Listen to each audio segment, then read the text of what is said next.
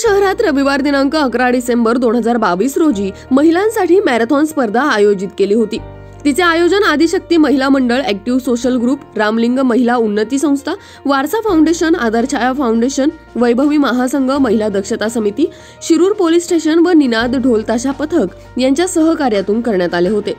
यात 16 ते 30 वयोगटात प्रथम क्रमांक पूजा वाळके, द्वितीय मोनिका चौधरी, तृतीय प्रतीक्षा पढोळ, 30 ते 45 वयोगटात प्रथम क्रमांक पल्लवी जगताप, द्वितीय प्रिया बिरादार, तृतीय स्नेहा नवले, 45 ते 60 वयोगटात प्रथम क्रमांक सुरेखा सातव, द्वितीय अलका रोहकले, तृतीय उषा वेताळ यांचे क्रमांक आले। तर या स्पर्धेत 60 वर्षापुढील वयोगटात प्रथम क्रमांक मिळवला तो शकुंतला घावटे यांनी।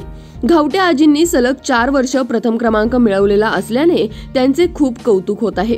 द्वितीय क्रमांक हिरकणी कांबळे, तृतीय क्रमांक गवळण रायबोले या आजींनी मिळवला।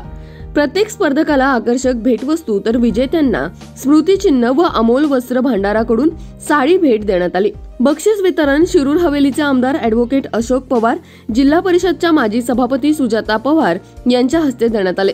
यावेळी पोलीस निरीक्षक सुरेश कुमार राऊत, विद्याधाम प्रशालेचे मुख्याध्यापक योगेश जैन, रामलिंगचे माजी सरपंच नितीन बोराळे, ॲडव्होकेट रवींद्र खांड्रे, शरद पवार, प्रकाश बाफना, संजय बारवकर उपस्थित होते।